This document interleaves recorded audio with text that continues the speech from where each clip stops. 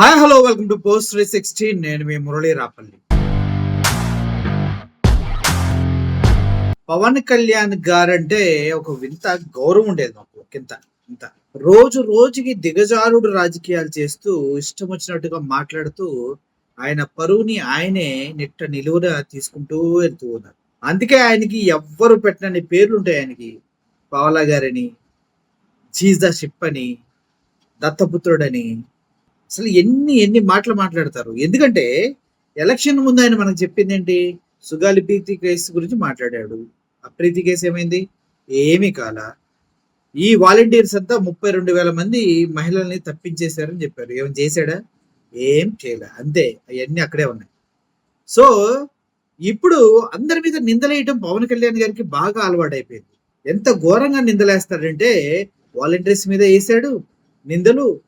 జగన్మోహన్ రెడ్డి మీద అసలు వారంటీ వ్యవస్థ సిస్టంలోనే లేదని అబద్ధాలు చెప్పాడు. ఆ జీవోలన్నీ చూపిస్తేనేమో దానికి సమాధానాలు ఉండవు.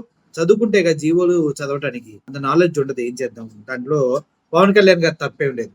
అయితే రేషన్ వాహనాలని తీసేశారు. అంటే ఇంతకుముందు ఇంటింటికి రేషన్ వాహనాలు తీసుకెళ్లి రేషన్ సప్లై చేసేవాళ్ళు.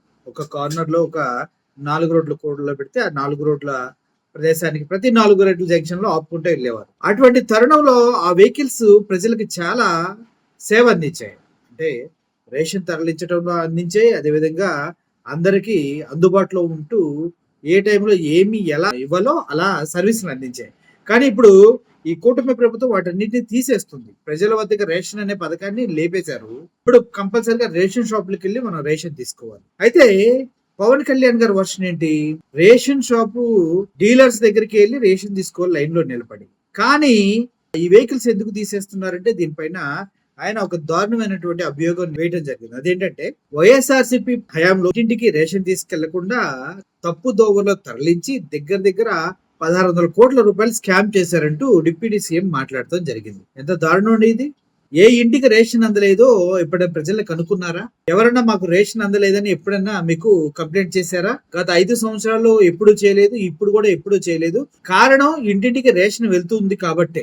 అసలు వెహికల్ వెళ్ళి అక్కడ ఆగితే అసలు లబ్ధిదారులు ఎవరైతే ఉన్నారో వాళ్ళు వచ్చి ఎందుకు తీసుకోరు రేషన్? బంగారులా తీసుకుంటారు. ఇవన్నీ అబద్ధపు అసత్యపు పిచ్చి మాటలు అనమాట. పవన్ కళ్యాణ్ గారు అవి ఎక్కువ మాట్లాడుతున్నారు. ఇప్పటికీ 9,260 వాహనాల్ని ప్రభుత్వం అక్రమంగా రేషన్ తరలించడం కోసం ఇప్పటికీ వాడుతుందని చెప్తున్నాడు ఆయన. మరి మీరేం బిగుతున్నారు? గుడ్డి గుర్రానికి పళ్ళు తవ్వుతూ ఉన్నారా అని అడుగుతున్నారు. ఎట్లుందంటే దున్నపోతు ఈ నిందిరా అంటే తీసుకెళ్లి దూడన కట్టే అన్నట్టుగా ఉంది నేను చెప్పేది.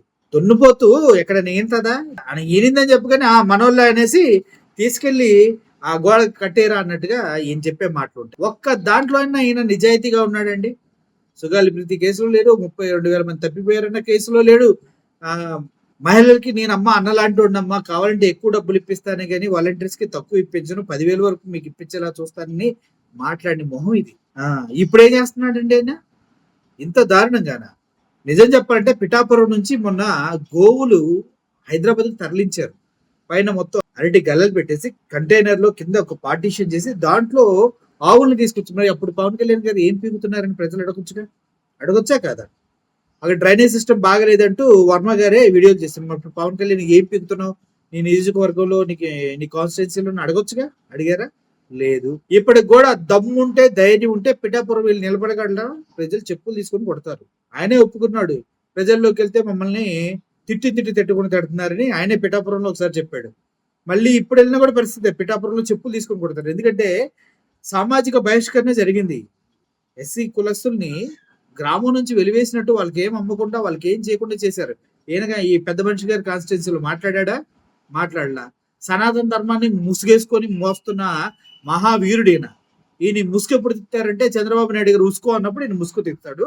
ఆ ముసుగు తీసి అప్పుడు వెళ్ళి సనాతన ధర్మం హిందుత్వం గురించి మాట్లాడతారు. మొన్న సింహాచలం టెంపుల్లో రిటైనింగ్ వాళ్ళు కూలి వీళ్ళ ప్రభుత్వంలో 8 మంది చనిపోతే మాట్లాడాడే పెద్ద మనిషి. మాట్లాడు, నోరు రాదు. నిజంగా జరిగిన వాటిపైన అసలు మాట్లాడు. జరగని అభూత కల్పనలో అసత్య ప్రచారాలు చేయడంలో పవన్ కళ్యాణ్ గారు మాస్టర్ డిగ్రీ. ఎవడన్నా చెప్పి దాని ద్వారా నీకు ఇంత మైలేజ్ వస్తుందిరా అంటే వెళ్ళి చేసి వస్తాడు అంతే. ఇప్పుడు రేషన్ బియ్యం ట్రాన్స్పోర్ట్ చేసే వెహికల్స్ వాళ్ళందరినీ నిందితులు చేస్తూ మాట్లాడుతున్నాయి. ఈయన ఎంత పెద్ద ఉత్తముడైనట్టు. చెప్పిన మాట ఏమి చేయని ఈయన కూడా ప్రజల ముందుకు వచ్చి నీతులు చెప్పే రకంగా తయారయ్యాడు. ఇంకా మద్యం కుంభకోణం పైన తీవ్రంగా జరుగుతుందంట ఇన్వెస్టిగేషన్. ఏం చేస్తారు? అన్నిటికి తెగించున్నాడు అక్కడ జగన్మోహన్ రెడ్డి. మీలాగా భయపడతా కూర్చున్నాడే ఏంటి? సో పవన్ కళ్యాణ్ గారు, మీ పద్ధతి మారకపోతే మీరు పొలిటీషియన్ గా కాదు, మనిషిగా కాదు, కనీసం ఎక్కడ కూడా మీరు వేస్ట్ అనే చెప్పాల్సి వస్తుంది. ఇంకా ట్రైల్ మోసుకుంటే కూర్చోడే మనం. ట్రైల్ మోసుకోవాలి, లేదంటే చంద్రబాబు నాయుడు గారికి 15 సంవత్సరాలు ఊడిగం చేయాలా, మీ కార్యకర్తలంతా జెండా కూలీలాగా జెండాలు మొయ్యాలా, మనకు కూలీ అనే పదవి నచ్చదని చెప్తూనే నెక్స్ట్ డే మళ్ళీ కూలీల గురించి మాట్లాడాలి. ఎందనో అస్సలా పవన్ కళ్యాణ్ గురించి మాట్లాడతాం అంటేనే వీడియోలో టైం బొక్క బాసు. కానీ ప్రజలకు నిజం తెలియాలి కాబట్టి మాట్లాడక తప్పట్లేదు. Thank you for watching this video. Murali signing off. Thank you so much.